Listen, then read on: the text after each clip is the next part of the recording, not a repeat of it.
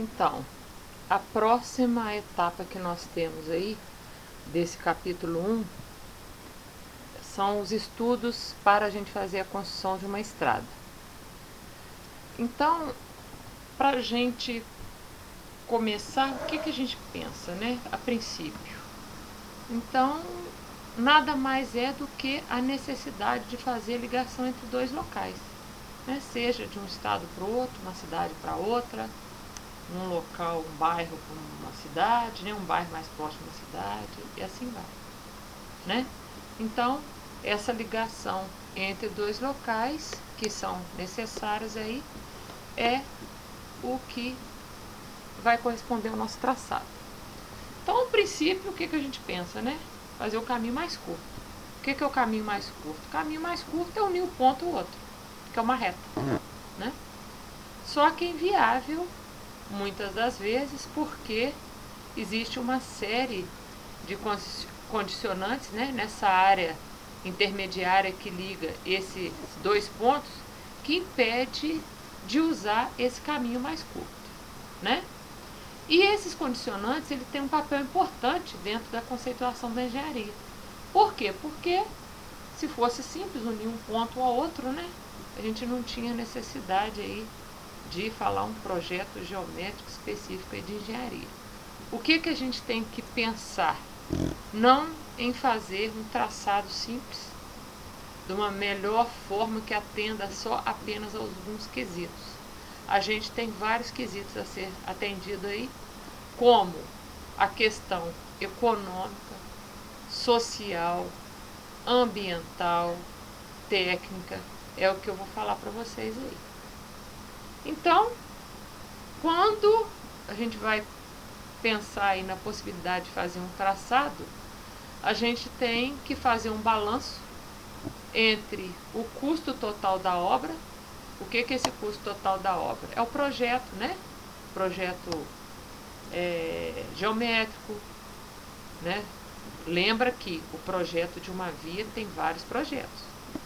Entra estudo hidrológico, né?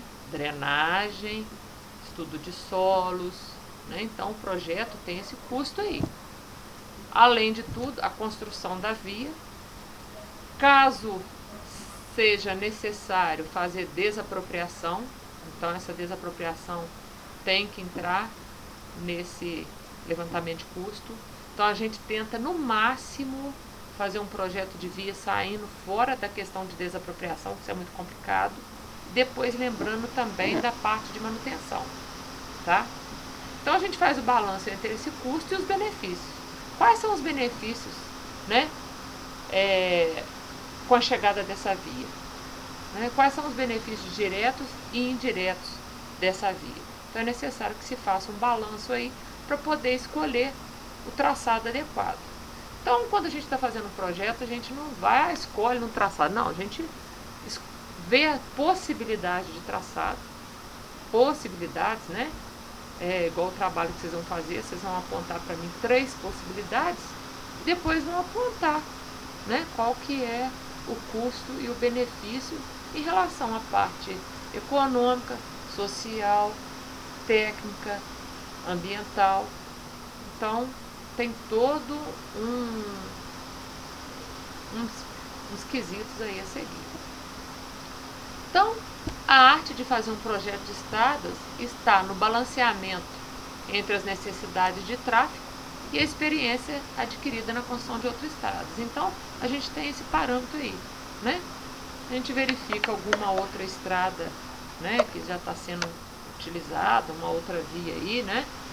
Se a gente vai construir um dos parâmetros que vocês vão ver iniciais aí na hora de construir a via, é saber qual que é o tráfego dessa via, qual que é a média de veículos que vai passar por essa via num determinado tempo.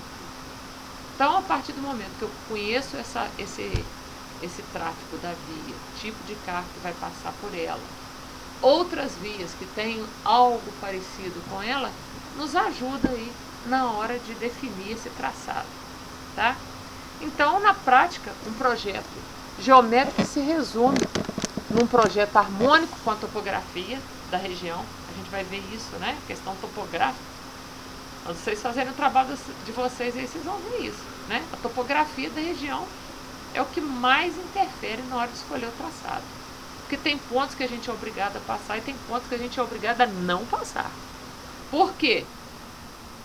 Região de topografia muito acidentada gera maiores custos, né? Então, às vezes, você vai desviar de um certo ponto aí, vai estender em termos de quilometragem a sua via, mas em compensação vai deixar de ter que fazer uma obra especial aí, às vezes mais cara. Então, vale mais a pena estender aí a via em termos de extensão do que fazer uma obra, né? Uma obra dessas. Também esse projeto harmônico tem que, além da topografia da região, também tem que, é lógico, respeitar as características técnicas, né, de um bom traçado, com um bom perfil, né, e um custo mínimo. Então, para definir as características básicas da via, a gente tem que fazer isso. Qual que é a capacidade de tráfego da via? Tem que fazer esse levantamento. O número de pistas que a via vai ter, as faixas de tráfego, qual que é a velocidade de projeto, né? É lógico que a velocidade de projeto vocês vão ver aí, que está relacionada com a classe da via e o relevo. Então, o projetista deve conhecer primeiramente qual que vai ser as características e o volume do tráfego previsto para a estrada que vai ser construída. Deve levar em consideração também que esses volumes aí podem variar com o decorrer, né, da abertura da via, daqui 10, 15, 20 anos. Isso aí pode variar. Ou mesmo até as características que o tráfego pode sofrer durante a vida útil da via. Então, a gente parte para o outro ponto importante aí para conseguir fazer projeto. Conhecida a demanda de tráfego da rodovia, nós vamos definir qual que é a classe da estrada. A classe da estrada, vocês vão ver que é um parâmetro importante no projeto. Todas as tabelas que a gente trabalha do DENIT aí, todas as tabelas são em função dessa classe e do relevo que a gente vai ver a seguir, tá? Então, após todas as conclusões, a gente vai fazer uma série de estudos envolvendo várias áreas de engenharia, como eu falei, né, a questão do estudo hidrológico, mecânica dos solos, né, que são indispensáveis para concluir o projeto. Então, de acordo com um dos manuais do DENIT aí, que é esse Diretrizes Básicas para Estudo e Projeto Rodoviário de 2006, no seu escopo básico 101, traz lá quais são esses estudos de viabilidade técnica, econômica e ambiental de rodovias. E ele se divide em duas fases, a preliminar e a definitiva. Então, na fase preliminar, o que tem que fazer primeiro? Que não pode deixar, né, que até um passado recente não se tinha esse cuidado, mas são os estudos ambientais, né? Então, eu tenho que ver qual que é a situação ambiental da área que vai receber esse empreendimento, né? Quais são os aspectos físicos, bióticos, os antrópicos, conhecendo a região antes de implantar esse empreendimento, porque senão chega lá na frente e barra, tá? Pessoal da área de meio ambiente, fica de olho. A gente sabe que tem muitas rodovias aí, ferrovias, que começaram e pararam por causa disso, tá? Ter problema ambiental não tem como. Então tem que fazer esse estudo.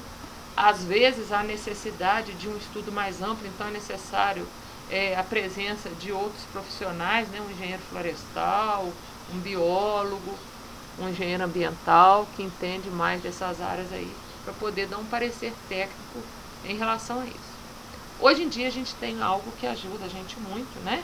A desviar de áreas que a gente pode ver que talvez não possa a via passar por ela, que é através da imagem, né, do Google Earth lá, a gente já olha qual que é o local por onde essa via vai passar, né? E com isso pode evitar, né, que se passe por esse tipo de locais. Então, são feitos estudos a nível preliminar, como eu falei, né? Então, com esse levantamento, com essas imagens, a gente pode fazer esse estudo preliminar e ver quais são os possíveis impactos, né, que o ambiente pode sofrer de forma direta ou indireta com a implantação da via, né? Então tem áreas, né, que são chamadas, que a gente fala, áreas privilegiadas, que são áreas preservadas por lei, né? Reserva biológica, indígena, unidade de conservação, isso aí tudo deve ser levado em conta. Também na fase preliminar, como um segundo quesito aí, é o estudo do traçado. Então a gente não vai optar diretamente por um único traçado, a gente vai verificar possíveis alternativas de traçados que devem ser feitos, como no caso de vocês aí do trabalho, né? São 5, 6 cabeças pensantes aí, então pode fazer uma visualização aí e apontando quais são os possíveis traçados que devem ser considerados, tá? E esses traçados, o que a gente utiliza? Né? Mapa, carta geográfica, imagem aérea de satélite, aerofotogrametria, né? Que são restituições de fotografia, muito caro, né? Antes era muito caro, hoje em dia com imagem de drone aí já ajuda muito, né? Também deve ser levado em consideração aí a parte de estudo geológico e geotécnico da área, né? Porque de repente vai ter que fazer algumas obras de terra, mexer com rocha, né? Então isso aí tudo demanda mais terraplenagem. Então é necessário que se faça esse estudo de viabilidade aí, desde quando se faz o estudo de tráfego, né? Também deve ser utilizada para isso a metodologia apontada nessa instrução de serviço 207, que são os estudos preliminares de engenharia para rodovia. Então tem lá uma fase que é para estudo de traçado. O estudo de tráfego, como eu falei, né, anteriormente, deve ser feito um estudo de tráfego. Essa via vai ser aberta para quê? Qual que é a média de volumes que vai passar por ela após a abertura, daqui 15 anos, 20 anos, 25 anos, né? Então é um insumo para servir também para analisar essa viabilidade técnica e econômica do empreendimento. Porque às vezes você está abrindo aí para uma certa quantidade de veículos, mas você consegue provar que lá na frente vai ter uma demanda maior. Então tem que ser provado isso para poder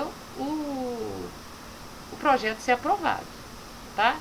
Então existe, como que eu faço isso?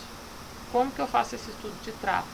Às vezes a gente consegue dados da cidade, do número de veículos, das cidades que vão se interligar, dos estados, tipo de veículo, tem dados que a Polícia Rodoviária oferece. Hoje em dia, né, as informações que a gente tem aí através da internet ajudam muito também, né? Então a gente tem que fazer essa pesquisa para ver como que vai ser esse volume do tráfego aí.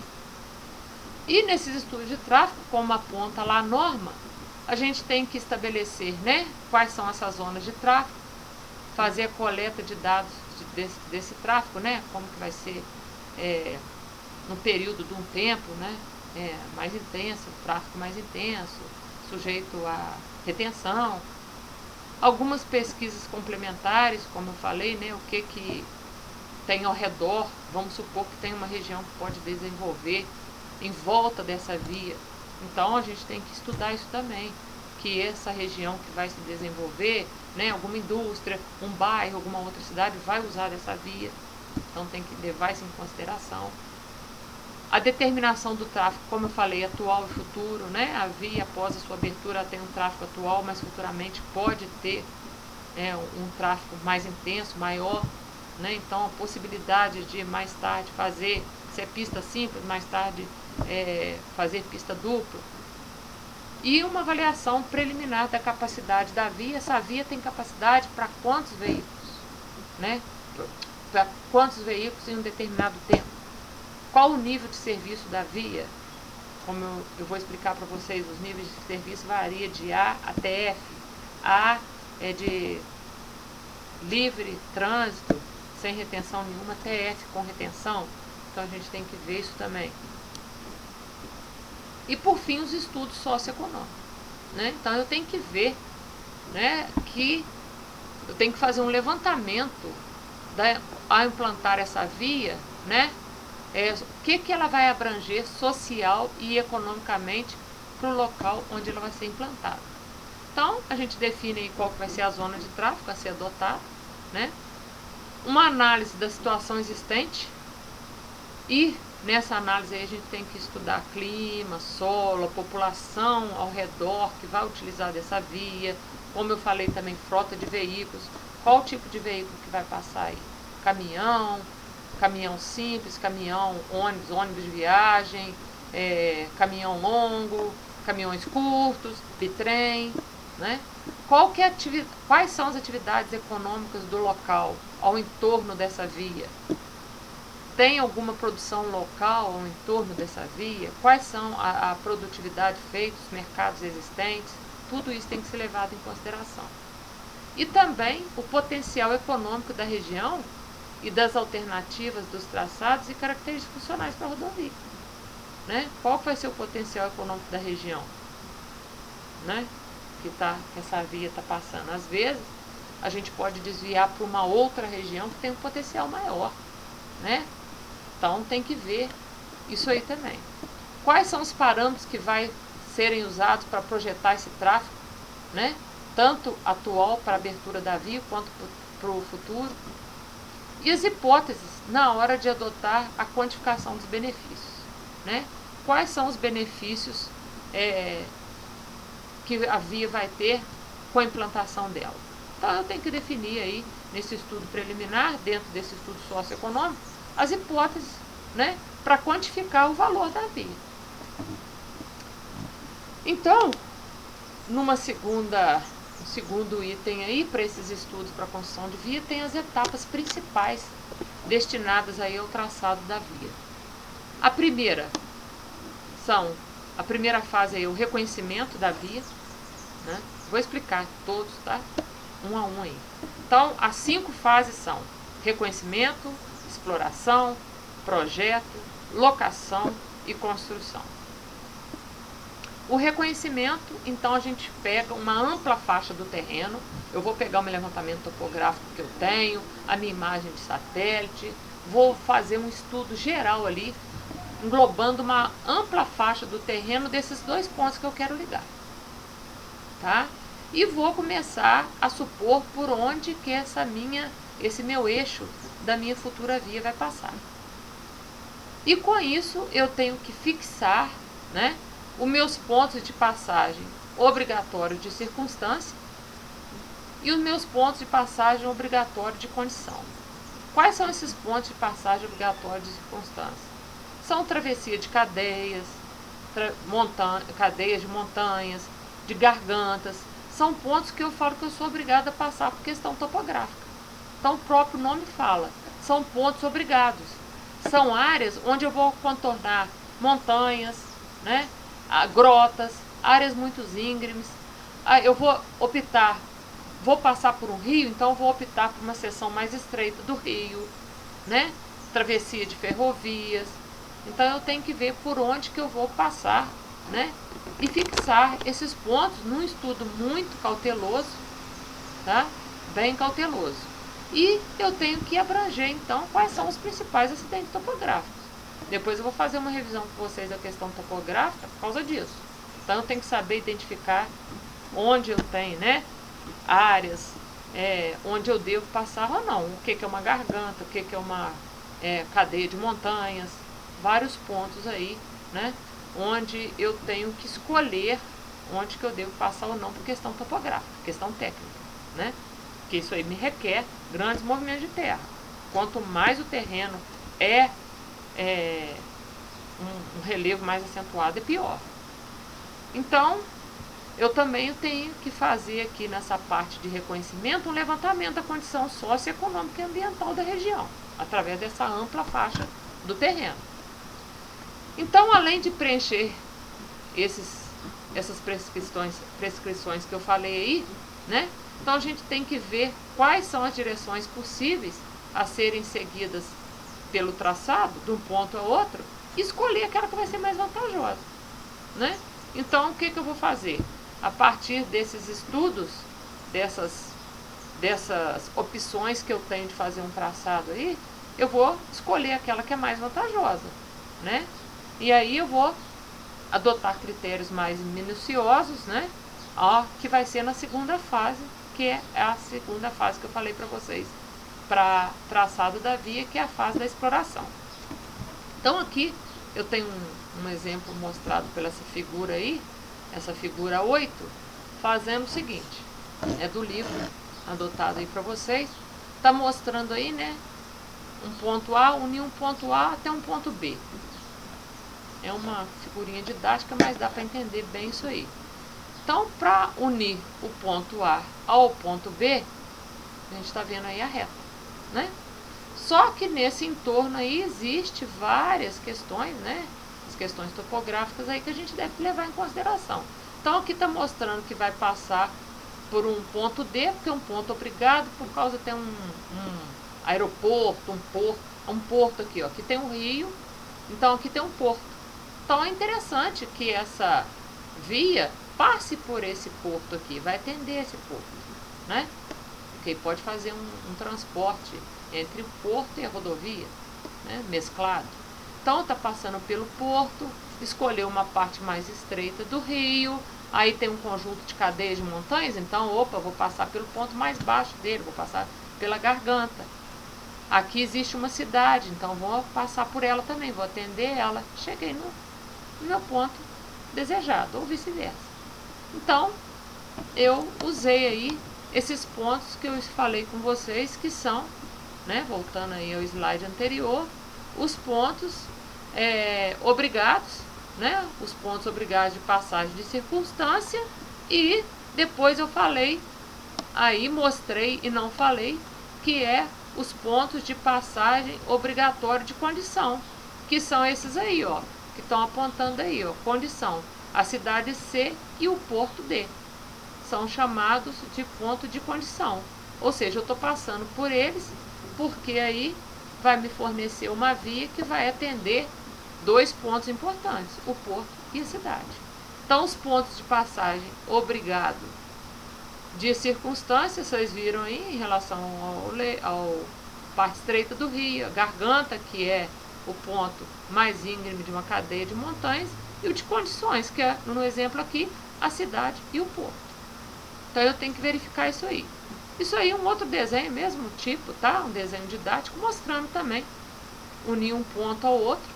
Aqui mesma coisa, aqui tem um conjunto de cadeias de montanhas, um rio, né? Uma área aqui de preservação ambiental, aqui está mostrando essa questão da preservação ambiental. Então, a opção foi passar pela garganta, né? Entre a cadeia de montanhas, achar uma parte mais estreita do rio, vou desviar aqui para não fazer muito movimento de terra, né? E vou chegar direto aqui em B? Não vou chegar direto em B, porque tem uma área de preservação, vou desviar dela e cheguei. Então, para essa fase, é necessário eu cumprir algumas tarefas aí. Entre elas, a coleta de dados da região. Como que eu faço isso? Já falamos lá atrás. Através de mapas, cartas, foto aérea, a topografia, imagem satélite, né? Eu vou coletar dados da região. Vou pegar o que também de dados? A questão socioeconômica e ambiental das regiões envolvidas, onde vai passar a via, desapropriações, né? O tráfego, estudos geológicos, geotécnico e a parte de estudos hidrológicos existente. E algumas outras mais, como eu falei com vocês, a questão de solo, né? Que está entrando aí a parte geotécnica, que são importantes aí para essa fase de reconhecimento. Na fase de reconhecimento também, a gente vai ver o que eu acabei de citar. Quais são os pontos que eu sou obrigada a passar, esses pontos obrigados de condição. E com isso, né, eu vou determinar aí as minhas diretrizes geral e parcial, considerando esses pontos de condição, né, de condição e de circunstância. E vou determinar quais são essas diversas diretrizes parciais possíveis. O que chama de diretriz parcial? São essas aqui, ó. Essa é chamada diretriz geral. Um ponto ao outro. Parcial. São essas aqui. Tá? Então, isso tudo é feito na fase de reconhecimento. É o que vocês vão estar fazendo para mim nessa primeira etapa do trabalho, né? Então, selecionei as diretrizes parciais e lembro que vocês vão ver que ela vai ser sempre, né, muitas das vezes, aquela mais próxima da diretriz geral. Vou fazer nessa fase também de reconhecimento um levantamento dos quantitativos e custos preliminar e avaliar os traçados para escolher um. Então, quando eu falei na parte de reconhecimento, o reconhecimento pode ser feito por cartas, né? Então, às vezes, a gente não tem um levantamento disponível, né? Um levantamento melhor. Então, a gente tem cartas aí do BGE, né, que são mais antigas. Então, ajuda a gente a fazer um trabalho preliminar, né? Então, muitas vezes, esses mapas, como eu falei com vocês, né, estão em escala muito pequena, não é o suficiente para a gente escolher um traçado. Então, às vezes é necessário fazer um complemento aí com um levantamento topográfico, ou aerofotogrametria, ou ir lá no campo, né, obter dados. Aí a gente tem que ver qual que é a necessidade de acordo com o projeto. Mas para reconhecimento, a gente começa pelo que a gente tem, né? Então, a aerofotogrametria vem sido muito intensificada aí, né, principalmente com os drones, né, nessas regiões aí que são muito montanhosas, né, muito difíceis. Então, tem ajudado muito. As imagens de satélite nem se fala, né, ajudou e muito. Trabalhos que eram feitos aí, gastavam um tempão, né, com a imagem de satélite ajudou muito. A gente consegue ver florestas, recursos hídricos, né? Então, muitas vezes você não precisa ir no campo. A gente pode verificar através dessas imagens, né?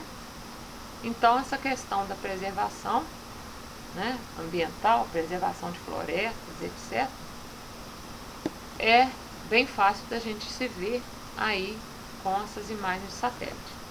E o levantamento convencional, né? Que é ir no campo fazer o levantamento topográfico. E as escalas de planta que a gente trabalha aí é de 1 para 10 mil e 1 para 5 mil. Então, gente, agora eu vou apresentar para vocês aí, não é nada de novo, mas são alguns... uma revisão sobre alguns principais acidentes topográficos que vai ajudar vocês aí a relembrar e identificar isso aí no trabalho de vocês. Então, lembrando, a montanha, o primeiro aí, montanha, é uma elevação considerável da crosta terrestre. Ela é considerada aí como aquelas que têm uma elevação maior que 500 metros. As montanhas, elas podem aparecer de forma isolada ou em grupo de montanhas, chamada de cadeia de montanhas. Então, quando a gente pega um levantamento topográfico, olhando pela curva de nível, né, se ela vai aumentando, né, a gente tem uma montanha. Se vai diminuindo, é o contrário, é um vale. E a cadeia de montanhas, também chamada cordilheira, né? Então, é um conjunto de montanhas onde a gente imagina uma linha imaginária, né, ligando esses pontos mais altos aí entre si. A cumeada, também chamada de tergo ou linha de cumeada, é uma linha aproximada horizontal formada pelos esses pontos mais altos da cordilheira, no sentido longitudinal a mesma. O contraforte é uma ramificação perpendicular, né, ou transversal, mesma coisa, a uma cordilheira. O espigão já é chamado um divisor de águas secundário. Ele liga o contraforte e o contraforte ligado à cordilheira. Então, um vai sendo perpendicular ao outro. O espigão, muitas vezes, ele é problemático. Ele é um grande obstáculo aí para fazer o traçado de vias, tá? Porque onde tem espigão, muitas vezes é necessário fazer obra de arte especial, túnel, tá? É necessário fazer cortes. Então, quando a gente vê algo parecido com isso aí no levantamento topográfico, uma situação dessa e algo parecido com isso, significa que tem um espigão. Então, nós vamos desviar dele, vamos sair fora dele, né? O esporão é bem parecido com o espigão, muitas vezes se confunde com ele, e ele é perpendicular também ao contraforte e tem essa aparência aí. O cume é o ponto mais alto de uma cadeia de montanhas, vocês podem observar, né? Aqui tem uma setinha indicando. Então, quando se fala o cume, que é aquele ponto mais alto que a gente vê na curva de nível, né? É o ponto mais alto da cadeia de montanha. Serra, a serra é essa parte, né, que está mostrando, né? Muitas vezes é necessário para acompanhar as curvas de nível aí, né? Para fazer o projeto de uma via, essa parte acidentada do terreno. Se vocês observarem, é perpendicular a uma montanha, então ela é um contraforte importante, né? Garganta, que eu citei anteriormente, quando um ponto de passagem obrigatório de circunstância, né? Então aqui, ó, tá mostrando duas elevações, né? E aqui, como se eu quisesse unir o ponto A até o ponto B. Então o caminho mais curto é a reta. Só que eu vou fazer isso, olha bem, o que eu vou ter que fazer? Tirar toda uma elevação? Meu movimento de terra vai ser esse? Ou vou fazer um túnel? Vamos supor se isso fosse uma depressão. Então vou fazer uma ponte? Não, então vou escolher passar pela garganta, que é o ponto mais baixo, vou desviar, seguindo uma inclinação adequada aí, para mim poder fazer o traçado da minha via. Então eu vou transpor a montanha, né? Não vou passar por ela, vou transpor a ela. Então esse ponto aqui, ó, isso aqui é chamado de garganta ou sela. Encosta também tem o nome de flanco ou de vertente. Encosta, flanco ou vertente nada mais é do que essa inclinação das elevações aqui, ó, tá? Então essa inclinação das encostas aí, essa inclinação das montanhas é chamada de encosta, vertente ou flanco. Então são rampas que vão desde a linha de cumeada, como está mostrando, desde a linha de cumeada, o ponto mais alto, até a base da montanha, né? Então se divide em terço superior, que é o ponto mais próximo do cume, terço inferior, que da base, e o terço médio. E o ponto mais baixo dela, o próprio nome fala, é chamado de baixada, tá? Que é mais plano. Então, todas as vertentes, elas têm uma forma, onde essa forma é que vai falar como que é o fluxo das águas superficiais. Então, vocês vão observar aqui que a gente tem as vertentes dessa forma, côncava. Então, a água da chuva, né, se apresenta dessa forma. A convexa, né, que tipo esparrama mais a água. A forma retilínea, que é as formas com que a gente trata os taludes, né, que é onde a gente tem que ter um cuidado também. E em planície, né? Em planície ela pode, em certos pontos, acumular e em certos pontos escoar. Então, as formas das encostas, das vertentes, são assim, côncava, convexa, retilínea e plana, tá? Então, os processos erosivos, movimento de massas, eles acontecem nas vertentes.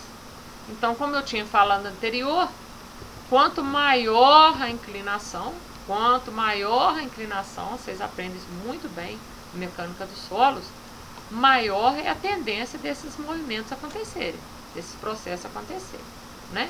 Aqui tem esse desenhozinho, né, bem didático também, simples, mostrando aí até um escorregamento natural, né, não provocado por intervenção antrópica, mas que pode acontecer com o decorrer do tempo.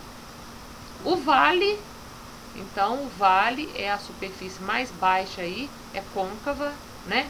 Aqui no cume é a parte que a gente verificou, a parte mais alta. O vale, né, é onde que ele acontece? Entre duas vertentes. Nós acabamos de ver o que são vertentes. Então, entre duas vertentes opostas tem-se o vale. Talveg, outro dado importante, que é a linha formada pelo conjunto de pontos mais profundo de um curso d'água aqui, ó. Talveg, parece uma espinhazinha de peixe, né? Então a gente sabe que as vias aí, muitas delas se dão paralelas aos cursos d'água, né? A gente sabe, em Juiz de Fora aí, via paralela ao Rio Paraibuna, né? Então, quando não tem água, quando não há presença de água, a gente fala que é um talveg, e o fundo da linha é um fundo de vale seco, tá? As cabeceiras são vales úmidos, onde tem nascente de curso d'água. Outro importante também, né, onde a gente faz os estudos hidrológicos de uma bacia, a gente tem que conhecer o divisor da água, também chamado de linhas de vertente, né, que é o trecho onde separa as águas da bacia, né, de uma bacia. Então, nesse desenhozinho estou mostrando muito bem aqui, né, a bacia, aqui é o ponto mais alto, ligando as elevações aqui. Então, aqui é chamado divisor de águas, porque a água da chuva, quando precipita, né, a água da chuva ao cair, ao precipitar, parte vai para um lado, parte vai para o outro. Igual no caso aqui está mostrando um exemplo, bacia hidrográfica, está chamando esse rio de A, esse de B. Então a água vai, né, escoando aí até atingir, dependendo do volume, ela vai atingir aí os rios, né? Por pouca chuva, pouca coisa, a gente sabe que dependendo, se tiver um tratamento, aí vai fazer a captação da água de chuva, e por isso que essas partes aí de vertente são propícias aos escorregamentos, né? Então está mostrando aí, dentro de um levantamento topográfico, como que aparece esse divisor de águas. Planalto, também chamado de chapadão, é uma região, o próprio nome fala, plana e alta. Planalto é plana e horizontal. Então, elas são altitudes consideradas aí de 200 a 1000 metros. As planícies já são tá abaixo desses 200 metros, plana mais baixa. Cachoeira, a cachoeira são desníveis entre leitos de um curso d'água, né, onde as águas se precipitam. É importante conhecer, né, pela questão ambiental também. Bacia, como eu tinha mostrado naquele esqueminha anterior, a gente está vendo aí uma bacia formada por um rio, né? Então tem todos os acidentes topográficos que a gente falou aí, montanha, cadeia de montanha, vertente, tal, nascente, os rios, né? Isso aí, então, são as bacias. Então, com isso aí a gente fez aí uma pequena revisão aí dos principais acidentes topográficos. Então, estão lembrados? Temos 5 etapas destinadas ao traçado de uma via: reconhecimento, exploração, projeto, locação e construção. Então, já falamos do reconhecimento. Falamos aí o que a gente tem que seguir. Agora, a exploração. A exploração a gente também chama aí de anteprojeto. Então, após eu ter concluído lá na fase de reconhecimento quais são os pontos de passagem, né, da minha via, ter verificado isso aí, eu vou agora para um levantamento um pouco mais minucioso. Eu vou pegar uma faixa menor do meu terreno, mais detalhada aí, né, entre 200, 100, 200 metros de largura para cada eixo da minha futura via, e vou começar a fazer um estudo aí, tá? Então eu vou fazer um levantamento aí, vou pegar novamente, né, imagens de satélite, aerofotogrametria, topografia, o que eu tiver, para mim pegar as informações necessárias para mim ver a situação hidrológica da região, a questão geológica, geotécnica, né, da área escolhida aí, daquela faixa do terreno onde vai passar a futura via. E com isso eu começo a traçar a minha poligonal. Vocês viram lá em topografia, poligonal aberta, poligonal fechada, né? Poligonal fechada, quando eu quero fazer o levantamento de uma área específica. Agora, aberta é aquilo que vocês estudaram lá. Então, depois vocês vão usar todo aquele passo a passo para calcular aquelas tabelas de poligonal que vocês estudaram em topografia, vocês vão precisar aqui, tá?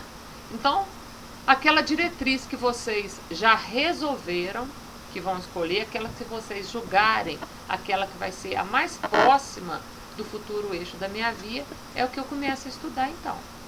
Então, o que eu vou fazer? Vou escolher quais são os pontos de interseção das tangentes. O que é esse ponto de interseção da tangente? Eu não falei lá atrás, naquele desenho que eu mostrei, que a gente vai fazer as diretrizes parciais? Então, as diretrizes parciais, a cada encontro dessas diretrizes, eu tenho um ponto de interseção, tá? Então, ali naqueles pontos de interseção, eu tenho que ter o que daqueles pontos? As suas coordenadas. A cada diretriz parcial dessa, eu vou obter qual que é o comprimento. Essa diretriz parcial, essa reta, a gente chama de tangente aqui. Então, a cada uma aí, depois eu vou mostrar um desenho à frente, vou mostrar cada uma aí. Vou pegar a minha escala lá, né? Se eu estiver fazendo no AutoCAD, vou mexer, vou tirar do AutoCAD. Se eu estiver fazendo, né, com uma planta topográfica, eu vou usar a escala adequada e vou determinar qual que é o comprimento de cada tangente. A partir daí, a partir desses pontos de interseção, onde eu tenho as minhas diretrizes parciais, eu vou começar a adotar qual vai ser o raio da curva que vai concordar essas tangentes, né? Então, eu vou escolher o raio da curva. No caso de vocês do trabalho, como eu falei, vocês vão ter as diretrizes parciais, o que vocês vão ter que fazer? Vocês vão escolher, né, uma curva francesa, né, e vai adotar aí qual que vai ser o raio, a curva que vocês vão adotar para depois vocês tirar o raio, tá? Então, vocês vão pegar a curva, vai tangenciar nesse ponto aí as retas e escolher aquela curva mais adequada para o traçado. Já que eu tenho a curva, eu vou poder dimensionar ela. Vou achar qual que é o comprimento dela, ou seja, o desenvolvimento da curva, é chamado de desenvolvimento. Depois eu vou poder estaquear essa curva. Hoje em dia, com a tecnologia toda que a gente tem aí, né, a gente já pode estaquear aí de 20 em 20 metros, né, dá uma precisão adequada. Depois que eu tenho todo meu conjunto aí de tangentes e curvas, eu vou poder fazer um levantamento do perfil do terreno em relação ao traçado que eu escolhi. Ou seja, eu vou fazer o perfil do terreno no plano vertical para me verificar a questão das rampas, né? Como que eu vou fazer também lá nas rampas, no plano vertical, essas concordâncias aí de forma adequada, tá? A mesma coisa que no plano horizontal, lá no plano vertical, eu também vou escolher os pontos de interseção vertical, vou determinar as cotas e estacas deles. A cada ponto de interseção desse, eu tenho rampas, e essas rampas eu posso obter declividade. O que é declividade? A declividade é a diferença de altura pelo comprimento. Então, eu consigo obter qual que é a inclinação da rampa. O comprimento da rampa eu tiro direto, né? E com isso eu vou escolher as curvas verticais que eu vou usar e posso dimensionar. Como que eu vou dimensionar essas curvas? Parábola do segundo grau, tá? Parábola do segundo grau. Com os dados obtidos nessa fase, então, eu vou poder fazer quais são a avaliação dos custos e benefícios. E vou ver qual solução que eu vou propor e escolher aí qual que vai ser, então, a minha via mais adequada para projeto. E como eu falei também anteriormente, lá no levantamento, né, que a gente precisa aqui para estar fazendo este anteprojeto, qual escala que eu devo apresentar? A norma pede 1 para 5.000 ou 1 para 2.000, tá? Para verificar todos os detalhes. Aí depois, na fase seguinte, então, ó, primeiro, reconhecimento, segundo, exploração, terceira, projeto, quarta, locação, quinta, construção, repetindo de novo. Aí depois eu vou detalhar o projeto na fase seguinte, que é a terceira fase, que é a fase de projeto. Dentro dessa fase de exploração que eu estou falando com vocês, existe dois tipos de exploração, a clássica e a locada. A exploração clássica, tá? Ela consiste num levantamento bem rigoroso de topografia, com bastante detalhe, né? Porque eu vou projetar o meu eixo da via baseado nesse levantamento, tá? Então, eu tenho que fazer um levantamento plano e altimétrico, levando em consideração todo o relevo da região, tá? Com instrumentos e procedimentos mais precisos do que foi feito na fase de reconhecimento. Então, eu preciso fazer isso aí, né? Eu tenho que tomar como referência aqueles pontos que eu considero obrigados de passagem, procurar demarcar dentro do terreno, na minha linha poligonal, né, qual vai ser o futuro eixo da minha via, tá? eu tenho que coletar informações bem minuciosas e detalhadas para poder elaborar o projeto. Então eu faço a parte do trabalho de campo, que é os estudos topográficos, que vocês conhecem lá da disciplina feita, que é obter informações sobre o relevo do terreno e como que isso é representado graficamente. Como que é feito isso? Aquela história toda que vocês conhecem lá. Vou lançar o eixo da minha poligonal, fazer o nivelamento, o contra-nivelamento, levantamento das seções transversais, né? E a exploração locada. A exploração locada é o quê? Ir no campo, né? Esse tipo de exploração já é uma exploração onde eu já vou no campo e vou definir lá o traçado. Vou fazer tudo de uma vez só. Exploração e locação. Esse processo é um processo assim, né? Ele é mais econômico, mas ele é recomendado apenas onde eu vou fazer um melhoramento de via, uma pequena estrada, né? De uma pequena extensão. Agora, para um projeto grande, não é aconselhado, não é aconselhável, né? E essa exploração locada, ele exige a presença do profissional, do engenheiro aí, no local, tá? Então, é bem complicado trabalhar com isso aí, tá? Então, só em algum caso muito excepcional aí que usa isso aí. Umas vantagens que tem dessa exploração locada é em termos de preço e prazo, tá? Mas como eu falei, é necessária a permanência do engenheiro de traçado no trecho onde vai ser implantada a via. Então, sem assumir posição radical a favor de fazer exploração locada, como eu falei, né? Ele é aceitável quando se tem as seguintes condições. Quando se tem um terreno bem plano, com uma boa visibilidade ao longo do trecho, né? Com pequenas ondulações e assistência do engenheiro no local. Tá? Então é feito um trabalho de campo. Como que é feito no campo? Aquilo que foi feito com o levantamento que a gente usou, com a planta topográfica, é feito lá no campo. Lá que vai fixar a tangente, vai observar quais são os ângulos que vai ser colocado na via entre o ponto e o outro, vai usar alguns gabaritos lá para poder fazer a concordância entre as retas, né? Então, após ter feito a locação do eixo, vai fazer a parte de nivelamento, contra-nivelamento, seções, tudo no local, tá? Então, gente, com isso a gente termina aí quais são as etapas para fazer a construção de uma via.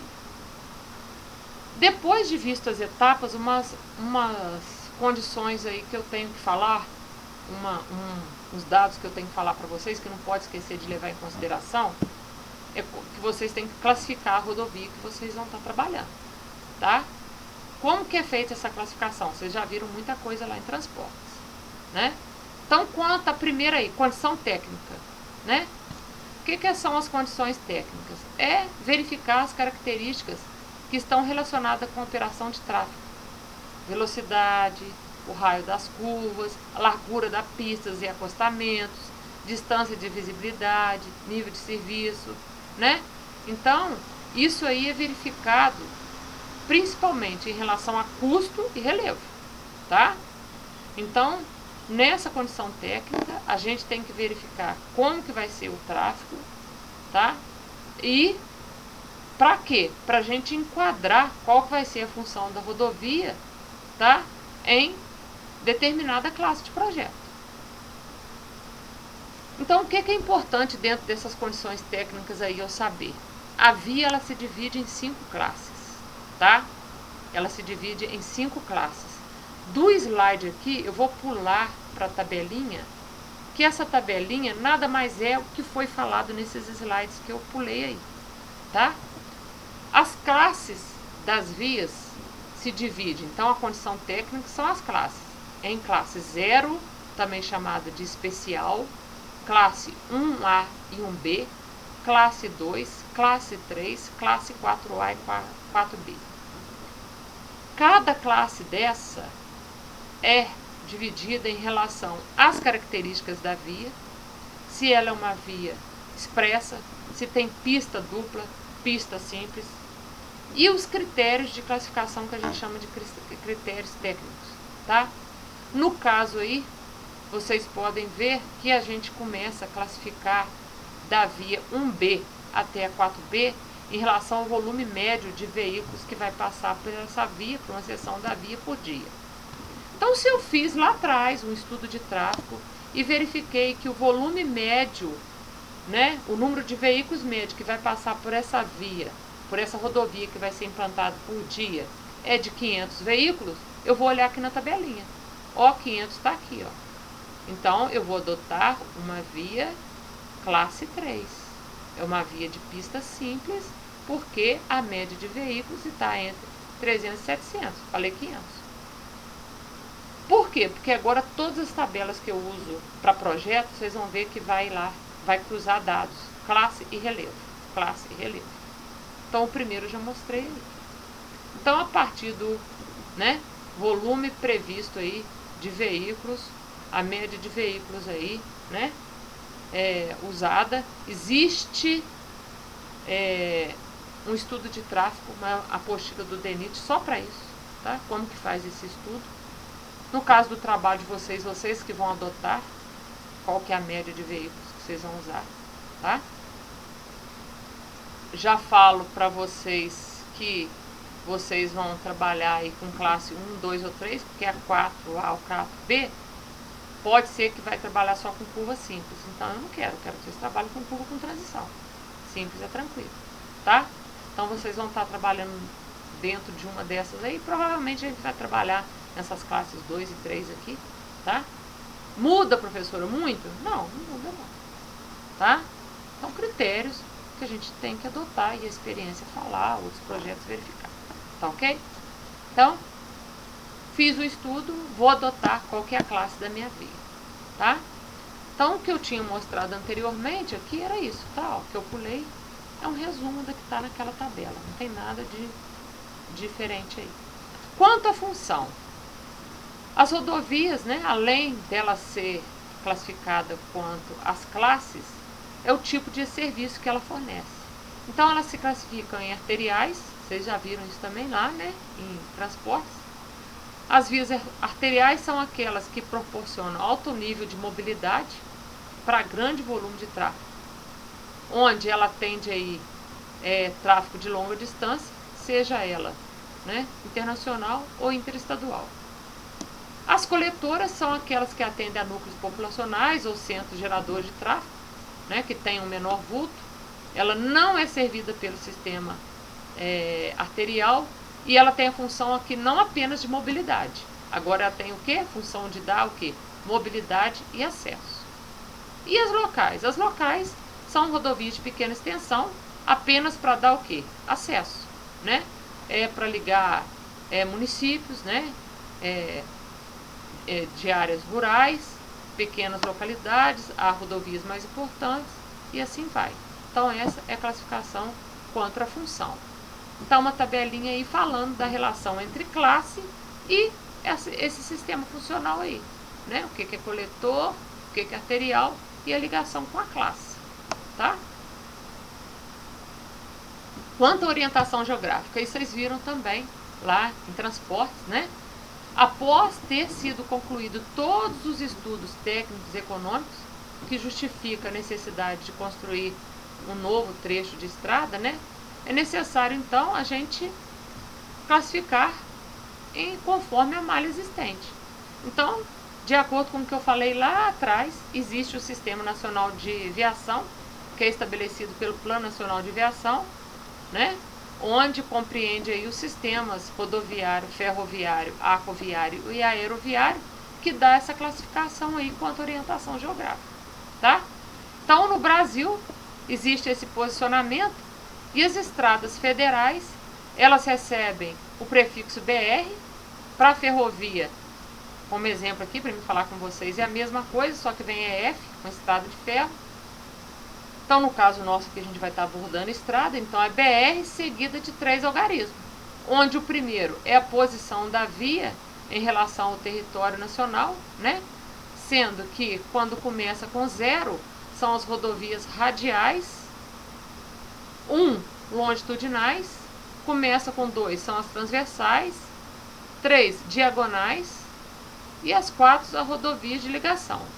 Os 2 outros últimos algarismos indicam a posição que a rodovia tem, ou a ferrovia, em relação a Brasília, que é a nossa capital, e aos limites do país, né? Então, como falei, as radiais partem de Brasília para qualquer direção. E aqui eu tenho um exemplo para cada uma. Vou deixar um exemplo para vocês aí, no caso, BR-040, liga Brasília ao Rio de Janeiro, começa com 0, né? BR-010, Brasília-Belém, né? Então, o primeiro algarismo é a categoria e os outros são em relação à posição, em relação ao norte, no sentido dos ponteiros do relógio. Aí tem para longitudinal, né, que começa com 1, desses exemplos aí para vocês. As transversais, que começa com 2, também acrescido de mais 2 algarismos. As diagonais, né, pares e ímpares, que começa com 3. As vias, as rodovias de ligação, né, que não se enquadram em nenhuma das categorias anteriores e começa com o número 4, tá? Exemplo aí mais perto de nós aí, Cambuquira e São Lourenço, que é a BR-460, que aí tá mostrando um desenhozinho para vocês, né? De exemplos aí de rodovias radiais, longitudinais, transversais e diagonais. Agora, outro aspecto que se leva em consideração das rodovias é o aspecto político-administrativo, né? Então, as rodovias, tudo relembrando, que eu sei que vocês já viram isso lá em transporte, pode ser federais.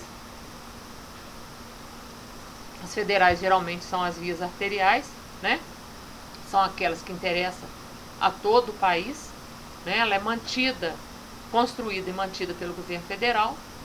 As estaduais, onde ligam entre si cidades e a capital de um estado. Quem que mantém as estaduais?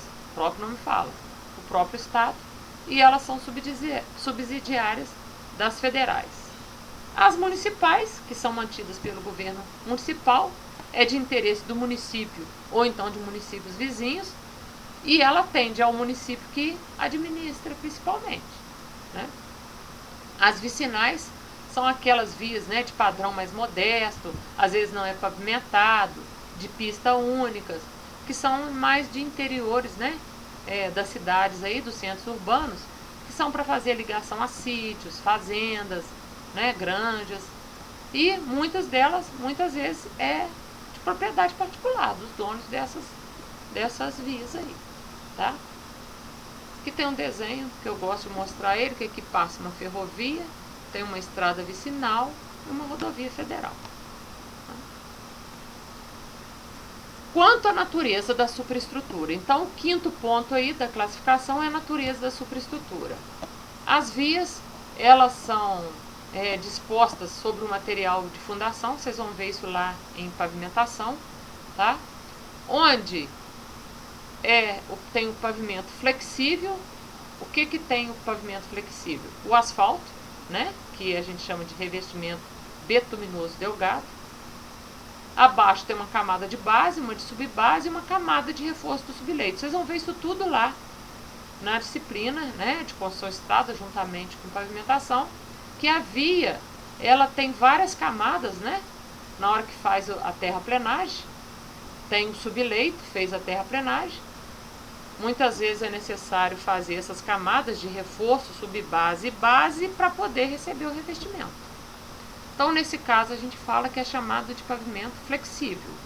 No caso, quando não tem, né, o reforço e esse revestimento, é chamado de pavimento rígido. Até mostra um desenho aí bem, né, um desenho simplesinho, falando aí, né, dessa questão, desenhozinho didático.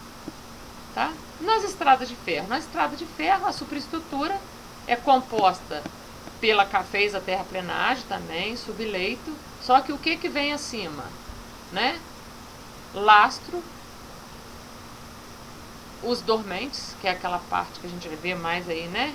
De madeira, tem os dormentes de aço, tem os dormentes de concreto, que está usado mais hoje, né? E os trilhos. Essa é a superestrutura ferroviária, que eu queria mostrar para vocês também aqui, não podia deixar de mostrar, né? Agora, os níveis de serviço que eu falei lá atrás, que na hora de fazer a via eu tenho que conceituar quais são as condições de operação da via, quando ela acomoda diferentes volumes de tráfego. Eu tenho que caracterizar isso, né? Então, o nível de serviço da via, ele é dado em função da velocidade que vai ser desenvolvida na via e da relação entre o volume de tráfego e a capacidade dela, tá? Então, essa parte de nível de serviço está aqui na íntegra de acordo com a norma do DENIT, tá? Então, os níveis da via aí, a gente sabe o seguinte, que a via, ela pode estar operando em vários níveis de serviço, desde um tráfego muito intenso até um tráfego, né, às vezes sem volume nenhum. Então, ela tem um volume de tráfego aí podendo ter variações. Então, a gente segue muito essa norma americana aí, né, essa norma americana aí, manual de capacidade de rodovias, que a gente usa muito norma às vezes, tá?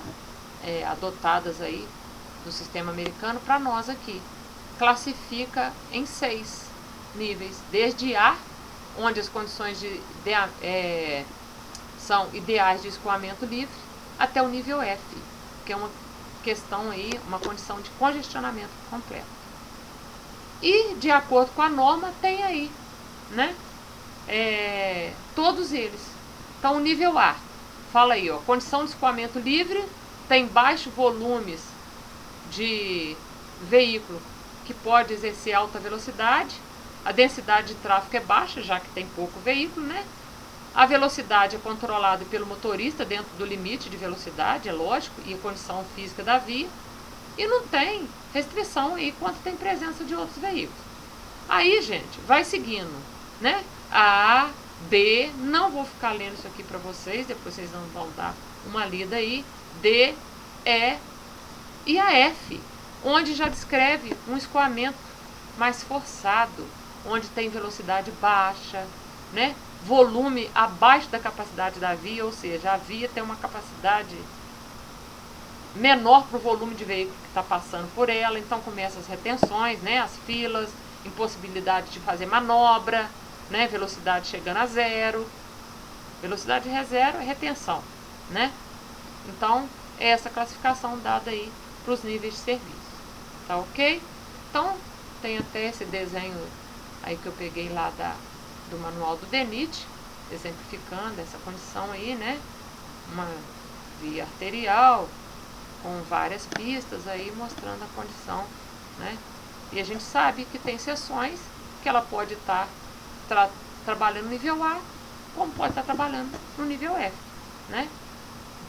A gente sabe disso aí, de acordo com o que a gente atravessa algumas rodovias, a gente consegue ver isso, tá ok? Então, dentro desse manual do DENIT, Manual de Projeto Geométrico de Rodovias de Travessias Urbanas, tem essa tabelinha falando aí das condições de operação em cada nível desse aí, como eu acabei de falar, tá?